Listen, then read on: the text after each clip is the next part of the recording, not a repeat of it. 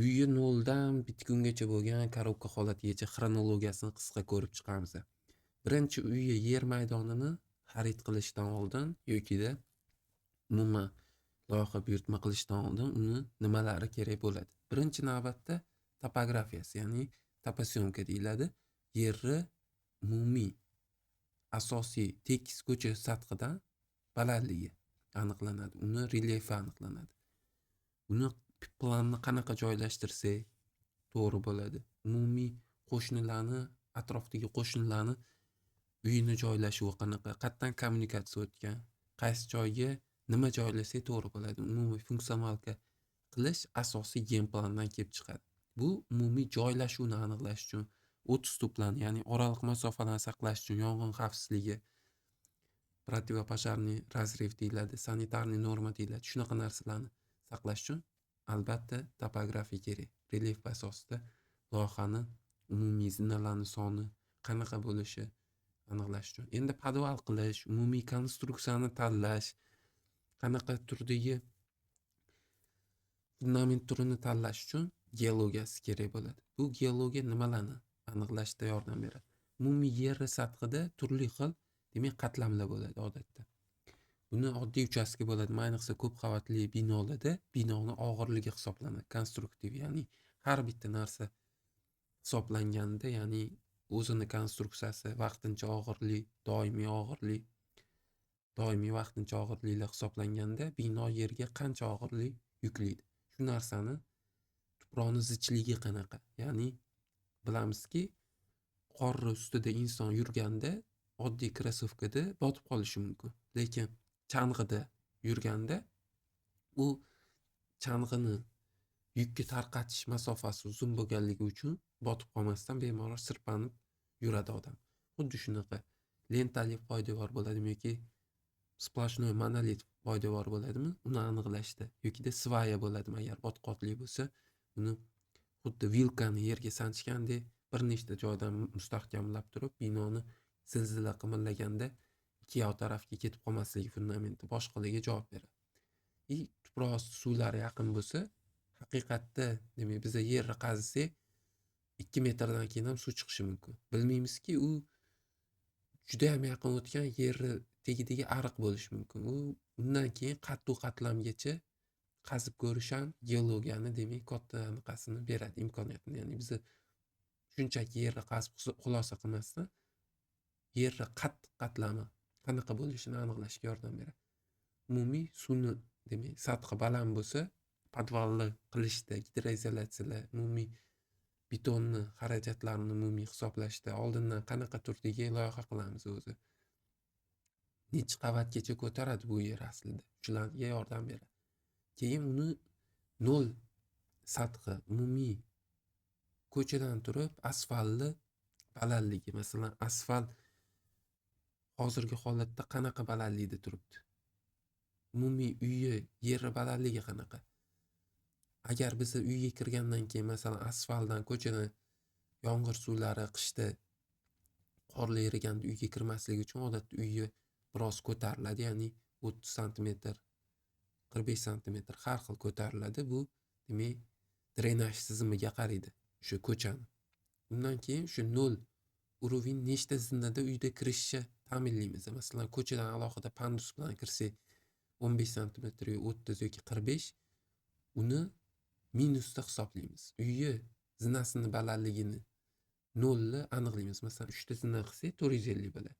Endi mana bu yoqda 30 sm tashigan bo'lsa, minus 75 bo'ladi. Mana bu asfalt urovini. Bu yoq bo'lsa, haqiqatda shu 0 sathi deyiladi. 75 dan keyin, ya'ni 450 ko'tarilgan. Umumiy tekis holatga olib kelingandan keyin agar tuproq zichligi yomon bo'lsa, uni qazib tashlab, qattiq tuproq qo'yish mumkin yokida monolitli poydevor qilish mumkin, to'liq muzlash chuqurligidan kelib chiqib. Keyin kommunikatsiyalar ulash. Yo'ldan qatdan kommunikatsiya o'tgan, haqiqatda shundan oraliq masofalar tashlanganmi, ya'ni asfaltni burchagidan o'tganmi yoki tagidan o'tganmi?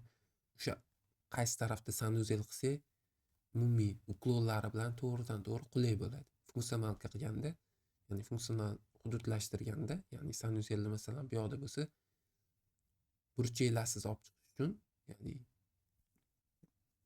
uni kanalizatsiya, vodoprovod kanalizatsiya tizimdagilar juda ham chuqur yaxshi tushunishadi. Уровеньni aniqlashda va umumiy tiqinlarsiz olib chiqishda ta'minlash uchun albatta bu muhim hisoblanadi. Umumiy keyin qatlamon qaziladi, ya'ni plan ishlab chiqiladi. Birinchi, ikkinchi, uchinchi qavat bo'lsa uchinchi qavat ishlanadi yokida podval 1-2 ishlangandan keyin kommunikatsiyalarni demak joyi aniqlangandan keyin umuman buni odatda kechiktirib ham, ya'ni bitgandan keyin ham, keyin betonlarni teshib turib keyin ulash ishlari ham borlar, lekin undan ko'ra iqtisodiy tarafdan qulay bo'lgani oldindan kommunikatsiya bo'lgan holatda kommunikatsiyani olib kirib olish hisoblanadi.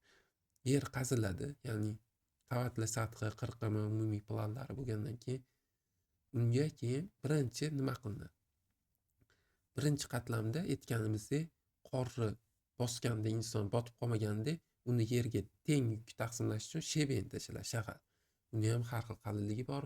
Uni demak, agar yer qatlami haqiqatda qattiq bo'lsa, kelajakda zilzila bo'lganda yukni yerga teng taqsimlab, qimirlaganda ham nisbatan tekis taqsimlab berish uchun mana shunaqa turli xil shebenlar bor. Buni albatta konstruktor, arxitektor bilan aynan hududni geologiyasi, yer holatdan kelib chiqib beriladi. Uni 10 sm, 15 sm yoki 30 sm har xil holatda sheben to'shaladi.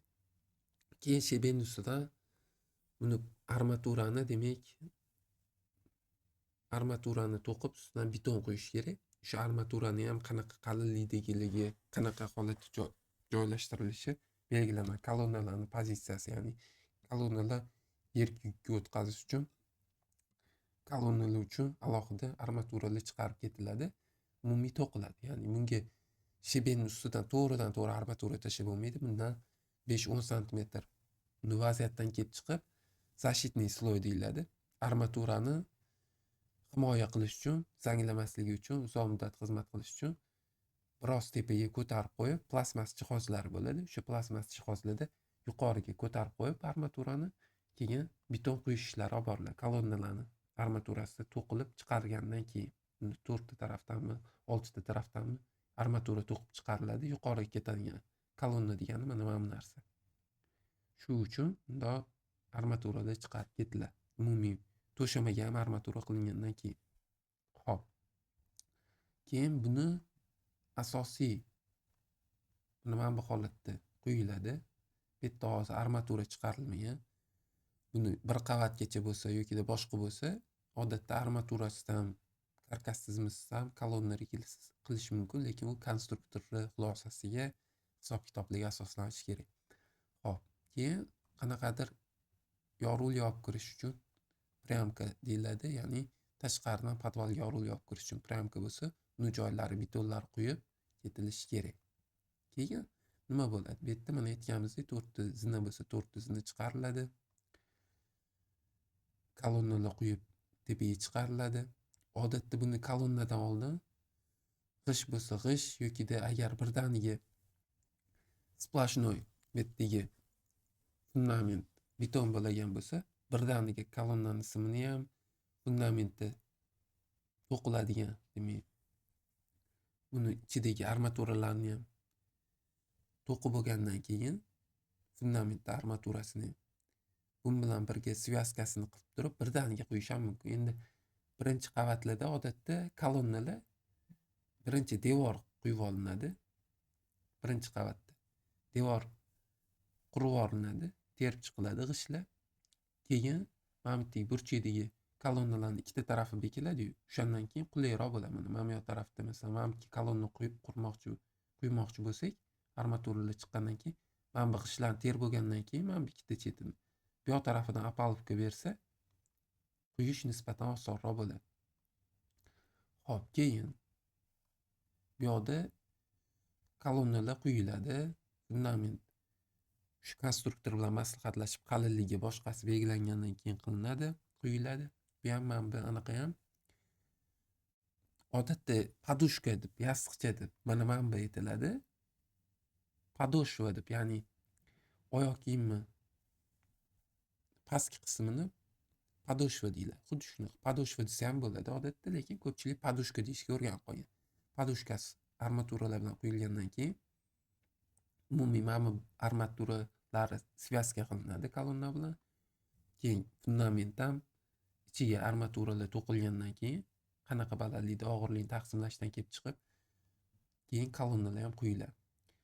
Keyin rigel tizimi bo'lsa, odatda rigel ham agar birdaniga apalovkalar yetsa, birdaniga rigel tizimini ham bog'lab qo'yish mumkin. Ya'ni ichiga armaturalari qanaqa qalinlikda bo'lishi, xomutlari oraluq masofasi bo'lsa, yokida alohida agar apalovkada muammo bo'lsa, bir qismiga apalovka hajmidan kelib chiqib, bir xil buyurtma qilinadi odatda. Tashqarini shu sementni bir xil markaligisi, shu belgilangan markaligisi hammasiga, masalan, fundament qismiga bir xil, rigel kolonna tizimiga alohida marka bo'lsa, unga alohida berilishi kerak bo'ladi. Keyingi tizim, ya'ni plita agar splashnoy monolit, ya'ni to'liq monolitdan qoplanmasa ustidan odatda to'sin tizimi bor, og'zi ko'p ommalashgan plitalar, ya'ni 220 qalinlikdagi plitalar. Odatda 1 metr, 1,2 metr bo'ladi bunaqasiga. Bu yog'iga endi uni standartlarini kelib chiqib 308 turli xil moslashtirib hozir qilib berishyapti buni. Zinan joylari bo'lsa tashlab ketilib, buni plita qilinadi. Plitani qo'yganda 8 cm zinadan chiqqandan keyin 0 sathidan pastda bo'ladi plita. O'shanda 8 cm shu folyo qilinadigan stяжка bo'lganda teng 0 sathi aynan shu stяжка usti bo'ladi. Ya'ni 300 hisoblab ketiladi o'royoqni. O'shanda plita ustidagi stяжка 8 cm hisoblanadi. Umumiy keyin devor ichki razdeleniyasida qanaqa qalin devorlar, shum izolyatsiya, issiqlik o'tkazuvchanligidan kelib chiqib, tashqi devorlar odatda qalin bo'ladi. Ustidan tashqaridan, demak, bazalt boshqa qoplamalar bo'lsa, iqlimshunoslik ma'lumotlari bor, klimatologiya, o'shandan kelib chiqib tavsiya berish mumkin. Loyihachi, arxitektor, konstruktorlar. Undan keyingi rigel qo'yiladi, devorlar ajratilgandan keyin rigel qatdan o'tgan bo'lsa. Undan keyin rigel ustidan yana shu 22 cm plitalar teriladi. Endi buni mana bunaqa oraluq masofasida ochiq qolib ketgan, masalan 1 metr ham chiqmagan joylarga monolit qo'yiladi. Yerda armaturalar tashalib, uni pastidan apalovka qilish mumkin yoki ustidan bog'lab turib, sim tortib chiqib amalga oshirish mumkin buni. Keyin shu 0 sathi tepasiga endi odatda mana birinchi devor qilinadi, keyin shu plita qilingandan keyin oxiri mana 8 cm qo'yiladi. Plita devor, keyin mana bu joylar to'ldiriladi. Buni endi ustani ish tartibi, umumiy darojnik kartasidan kelib chiqib, qachon nimani buyurtma qilish, qanaqa hajmda, shundan kelib chiqib amalga oshiriladi. Endi teplый pol bo'lsa, uni ham kiritib ketish kerak bo'ladi. Endi shu zinalarni o'zini vaqtida, demak, ish tartibiga ko'ra, rejasiga, qurilish planiga ko'ra amalga oshiriladi.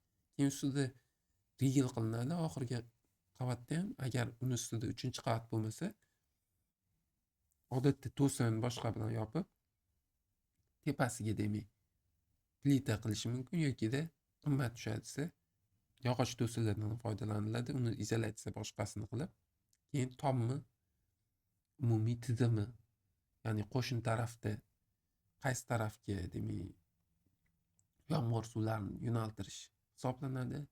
Ya'ni qorni qancha yiliga bosim berishi, umumiy og'irligi hisoblangandan keyin umumiy bu yoq tarafda qo'shni bo'lsa, u yoqqa suvni yuborib bo'lmaydi, bu yoqqa ham faqat o'zini hovlisi tarafga drenaj tizimi inobatga olinib yo'naltiriladi.